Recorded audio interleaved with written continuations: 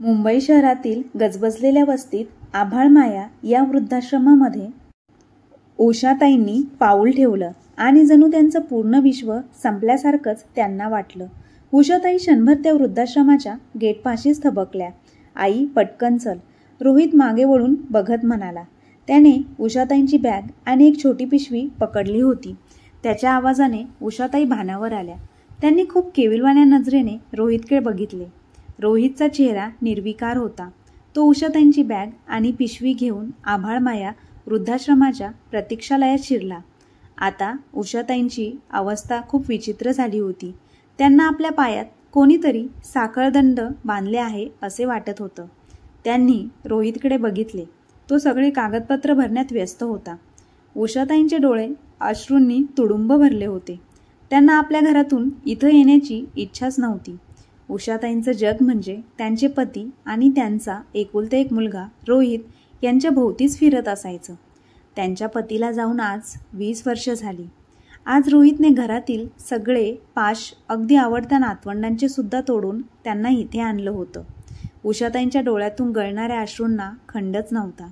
त्यांच्या नजरेत बधीरपणा आला होता. रोहित कधी त्यांच्याजवळ येऊन पोचला त्यांना कळलं सुद्धा नाही. आई, चल आतमध्ये जा, तुझं सामान ठेवलं आहे आतमध्ये, रोहित निर्विकार आवाजात बोलला. तेव्हा उषाताई म्हणाल्या, रोहित, मला घरी घेऊन चल, मला इथे नाही राहायचं, मला तुमच्या सगळ्यांबरोबर राहायचं आहे. उषाताई खूप केविलवाण्या आवाजात बोलत होत्या. तेव्हा रोहित म्हणाला, आई, तुझी इथे चांगली सोय केली आहे. मला आता तुझ्या आणि शर्मिष्ठामधील भांडण्याचा खूप कंटाळा आला आहे. मी कधीतरी भेटायला येत जाईन तुला, जा आत. उषाताई रोहितचा हात पकडण्यासाठी पुढे सरकल्या, पण त्यांनी रोहितचा हात पकडण्याआधीच रोहित तिथून निघून गेला. जाताना त्याने मागे वळून देखील बघितलं नाही. कितीतरी वेळ उषाताई तिथेच उभ्या होत्या. त्यांना वाटलं आता तरी रोहित आपल्याकडे बघेल किंवा धावत येईल आणि आपल्याला घेऊन जाईल. पण यातील असं काहीच घडलं नाही.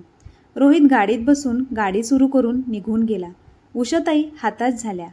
मावशी, किती वेळ इथे थांबणार? चला आता, ऊन खूप वाढले, त्रास होईल. उषाताईंनी मागे वळून बघितलं.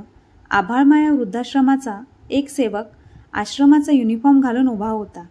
हो, फक्त एवढंच बोलून उषाताई आत जायला वळल्या. आत जाता जाता त्यांना रोहितचा बालवाडीचा पहिला दिवस आठवला. उषाताई रोहितला शाळेत सोडून निघणार तेवढ्यात रोहितने भोकाड पसरलं. आई, तू नको जाऊस ना, मला घेऊन जा. त्याचा रडवेला चेहरा बघून त्याही रडवेल्या झाल्या. त्या रोहितला घ्यायला पुढे जाणार तोच तिथल्या बाईंनी त्याला आत नेलं. क्षणभर उषाताईंना वाटलं त्याच गोष्टीची शिक्षा रोहितने आज मला दिली असेल का, हा विचार करून त्यांना एक हुंदका फुटला. उषाताईंना आलेला हुंदका आवरत त्या आभाळमाया आश्रमाच्या नोकरामागोमाग चालू लागल्या. तो नोकर त्यांना दिलेल्या खोलीपाशी घेऊन आला. त्यांची बॅग खोलीत ठेवत खोलीतील खुर्चीवर बसलेल्या सावित्रीताईंना म्हणाला, सावित्री काकू, या तुमच्या नवीन रूम पार्टनर. हो का? डोळ्यावरचा चष्मा खाली करत सावित्री काकू म्हणाल्या. नाव काय यांचं? सावित्री काकींनी विचारलं. उषा, असं उषाताई म्हणाल्या. तुमचं सगळं सामान इथं ठेवलंय, मी निघतो आता. एवढं बोलून तो नोकर तिथून निघून गेला. उषाताई उभ्याच होत्या. त्यांना काही कळलंच नाही काय करावं. उषाताई, बस तिथे, तो पलंग, ते कपाट, ती खुर्ची तुमची आहे, बसा, एवढ्या कावऱ्या बावऱ्या होऊ नका. उषाताई अस्वस्थपणे खुर्चीवर बसल्या. पलंगाच्या बाजूला असलेल्या खिडकीतून त्या आकाशाकडे बघत होत्या. त्यांची नजर निर्विकार होती. 2 दिवस तुम्हाला अस्वस्थ वाटेल, नंतर सवय होईल सगळ्याची. घडलेल्या गोष्टीवर फार विचार करू नका. ते होणारच होतं हे स्वीकार केलं की इथे राहणं तुम्हाला टोचणार नाही, असं सावित्रीताई म्हणाल्या. उषाताई अजूनही खिडकीबाहेरच बघत होत्या. त्यांच्या डोक्यात हे का घडलं यावर विचार चालू होता. तर मित्रांनो, उषाताईंची काय कहाणी असेल, का त्यांना इथे त्यांच्या मुलाने रोहितने आणून सोडलं असेल, हे सगळं आपण या कथेतून पाहणार आहोत. उषाताईंचं वय आता 70च्या पुढं गेलं होतं. उषाताई एक शिस्तबद्ध शिक्षिका म्हणून वयाच्या 60व्या वर्षी रिटायर्ड झाल्या होत्या. कामाची जिद्द, कामामध्ये स्वतःला अडकून घेणे आणि शिक्षणापासून त्या निवृत्तीनंतरही लांब राहू शकत नव्हत्या.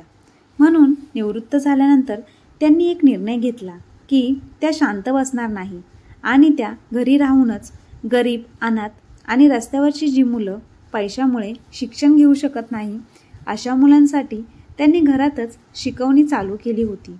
त्यांना या कामामध्ये खूप आनंद वाटायचा. सुरुवातीला त्यांच्याकडे 20च मुलं येत होती. नंतर त्यांनी हळूहळू स्वतः गावोगावी फिरून गरीब आणि रस्त्यावरच्या मुलांना शिक्षण घेण्यासाठी प्रवृत्त केले. अशी सगळीकडून मुले जमा करून आता त्यांच्याकडे 50 मुले शिकवण्यासाठी होती. उषाताई सर्वांना मोफत शिक्षण द्यायच्या. मुलांसोबत खेळायच्या, बागडायच्या. उषाताईंना पेन्शनही चांगली मिळत होती. त्याच पेन्शनच्या पैशातून उषाताई मुलांसाठी कधी खाऊ, कपडेही घेऊन देत होत्या. त्यामध्ये त्यांना खूप आनंद वाटायचा. अशा खूप कडक शिस्तीच्या उषाताई अतिशय प्रेमाने आणि आपुलकीने मुलांना शिकवायच्या. उषाताईंना एकुलता एक मुलगा होता, तो म्हणजे रोहित. रोहितलाही उषाताईंनी चांगले शिक्षण देऊन उच्च शिक्षित केले होते. शिक्षण पूर्ण झाल्यानंतर रोहितला अमेरिकेमध्ये एका मोठ्या कंपनीत चांगल्या पगाराची नोकरी लागली होती. रोहितही उषाताईंचा खूप लाडका मुलगा होता. परंतु जसा रोहित अमेरिकेला गेला तसा उषाताईंपासून दूरच जात गेला. रोहितने अमेरिकेमध्येच एका मराठी मुलीसोबत म्हणजेच त्याच्या कंपनीच्या CEOच्या मुलीसोबत तिकडे लग्नही केले. उषाताईंनीही त्याच्या लग्नाला हजेरी लावली होती. परंतु मराठमोळ्या उषाताई शिक्षणाची आवड असलेल्या त्यांचं मन काही तिथे रमलंच नाही. 10 दिवस नवीन सुनबाईसोबत राहून उषाताई मायदेशी परत आल्या आणि परत येऊन त्यांनी पुन्हा आपली शिकवणी चालू केली. असेच दिवस जात होते आणि उषाताईंचे वयही वाढत होते.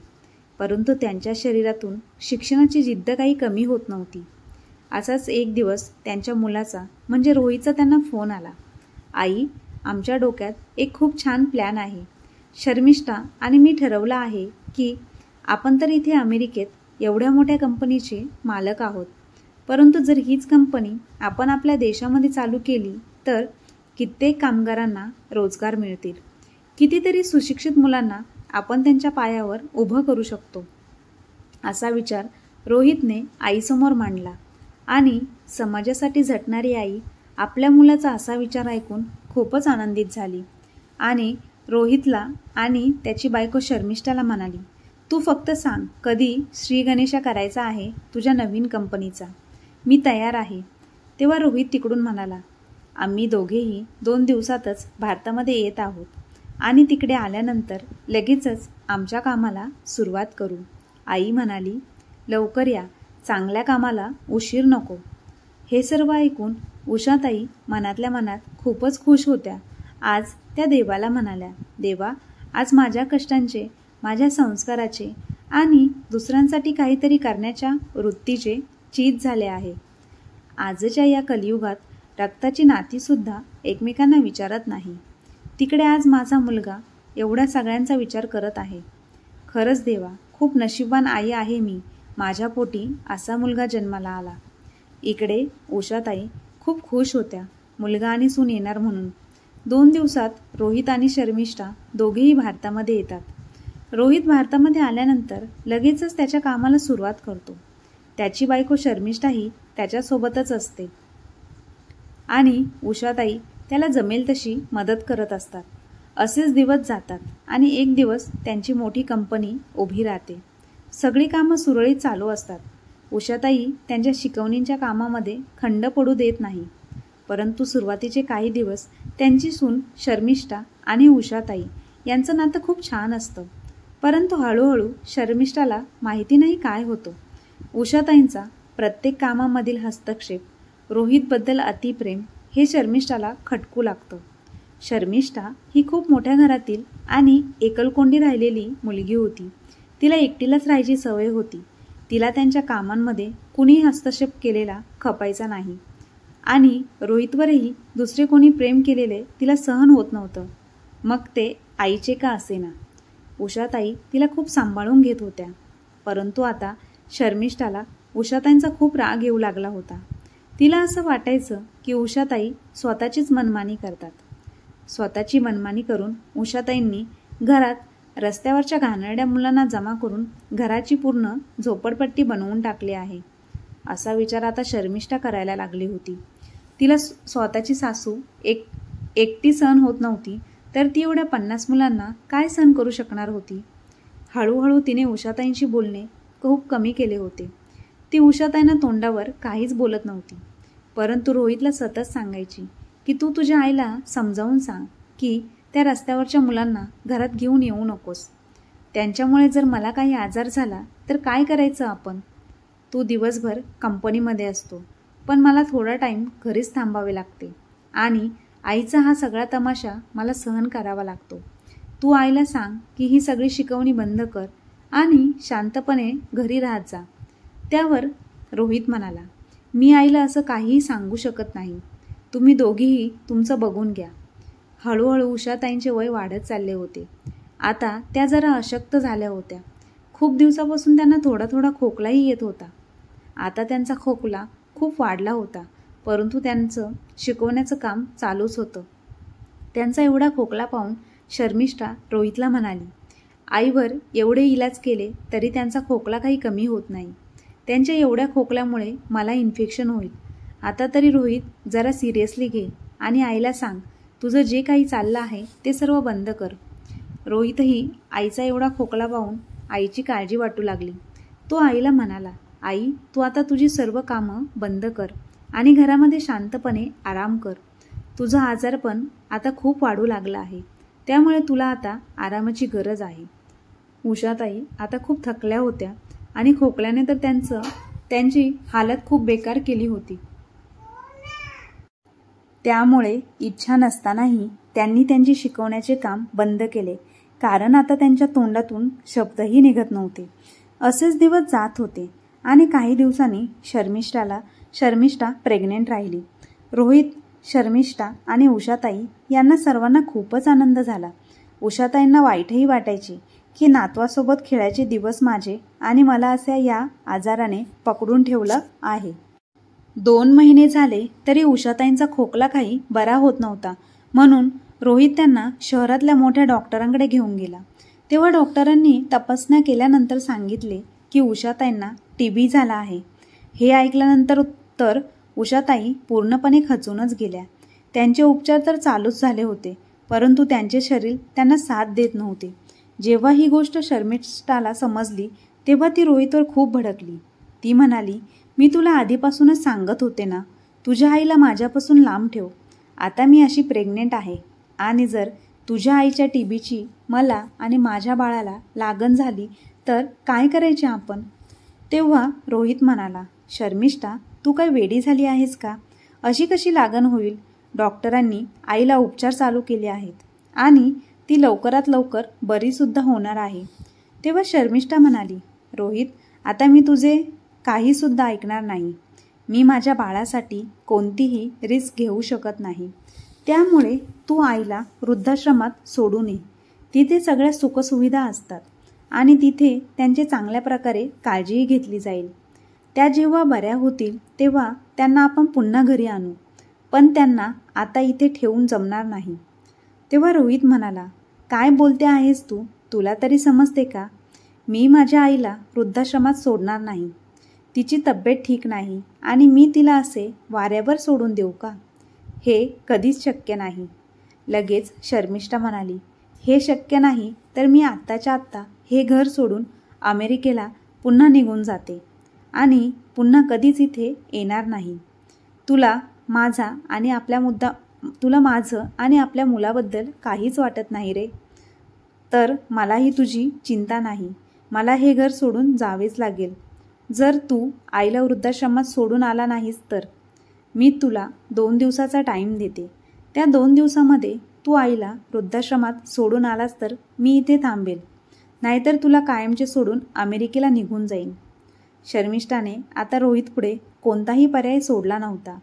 त्याला काय करावे आणि काय नाही काहीच समजत नव्हते.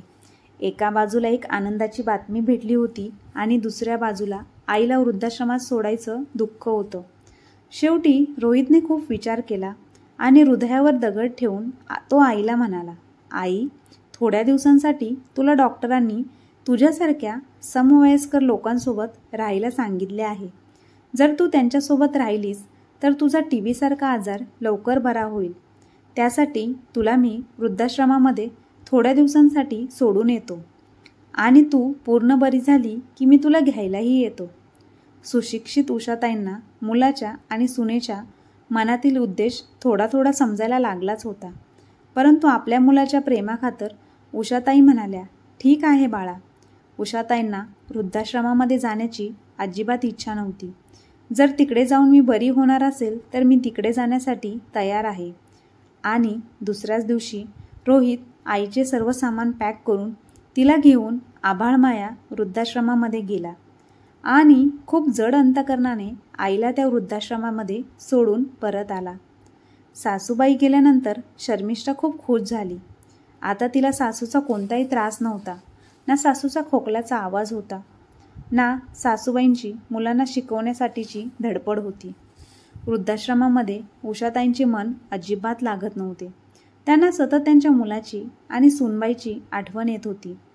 कुटुंबापासून दूर गेल्यानंतर त्यांची तब्येत आणखीच खराब झाली. त्या फक्त बोलत होत्या, मला एकदा माझ्या मुलाला भेटू द्या. आता माझा नातू येणार आहे, मला त्यालाही भेटायचे आहे. त्या दिवसेंदिवस अजूनच अशक्त झाल्या. त्यांनी आता अन्न पाणी पूर्ण सोडून दिले होते. वृद्धाश्रमामधून त्यांच्या सूनबाईला फोन करून सांगितले की तुमच्या सासूची तब्येत जास्त खराब आहे, त्यांना घरी घेऊन जा किंवा त्यांना येऊन भेटून जा. परंतु शर्मिष्ठाने ही गोष्ट रोहितला अजिबात कळू दिली नाही, कारण तिला पुन्हा सासूचा त्रास नको होता. वृद्धाश्रमामधून 3-4 फोन आले, परंतु कोणीही त्यांना भेटायला आले नाही. शेवटी आपल्या मुलाची वाट पाहून उषाताईंनी त्यांचे प्राण सोडले आणि आपल्या मुलाला भेटायची त्यांची शेवटची इच्छा अपूर्णच राहिली. आईचे अंत्यसंस्कार करण्यासाठी वृद्धाश्रमातील लोकांनी डायरेक्ट त्यांच्या मुलाला फोन केला. त्याला जेव्हा ही बातमी समजली तेव्हा रोहितला जागेवर चक्कर आली आणि तो खाली पडला. तो शर्मिष्ठाला म्हणाला, आई आपल्याला सोडून गेली शर्मिष्ठा. ती अशी कशी जाऊ शकते? मी तिला घरी घेऊन येणार होतो. तिची तब्येत एवढी खराब होती आणि वृद्धाश्रमातील लोकांनी मला सांगितले देखील नाही. रोहितच्या तोंडून हे शब्द ऐकताच शर्मिष्ठाची मान लाजेने खाली गेली आणि रोहित तिथे जाग्यावर निशब्द होऊन बसून राहिला. त्याला जेव्हा शुद्ध आली तेव्हा तो घाईघाईमध्ये गाडी घेऊन वृद्धाश्रमामध्ये गेला आणि आईच्या छातीवर डोके ठेवून मोठमोठ्याने रडू लागला. त्याच्या पाठोपाठ शर्मिष्ठा देखील आली. तेव्हा तो वृद्धाश्रमातील लोकांना ओरडू लागला, माझी आई एवढी आजारी होती आणि तुम्ही आम्हाला कळवले देखील नाही. तेव्हा त्यांनी सांगितले, आम्ही तुमच्या पत्नीला फोन केला होता.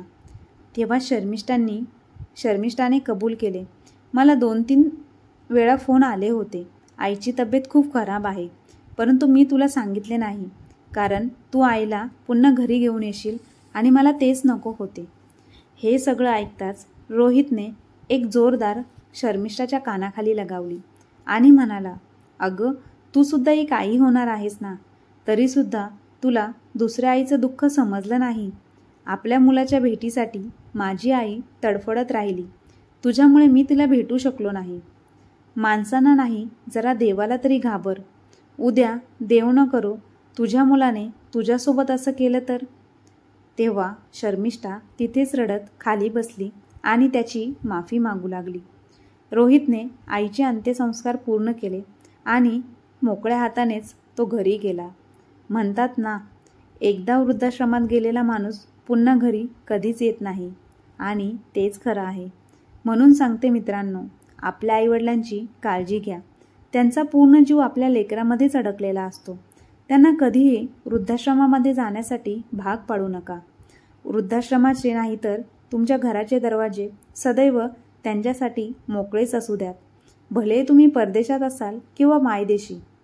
तर मित्रांनो, तुम्हाला आजची कथा ही खूप मनाला भावणारी कथा आहे. तर तुम्हाला आजची कथा कशी वाटली कमेंट बॉक्समध्ये नक्की कळवा. आणि आजची कथा आवडली असल्यास आपल्या चॅनलला लाईक, शेअर, सबस्क्राईब नक्की करा. धन्यवाद.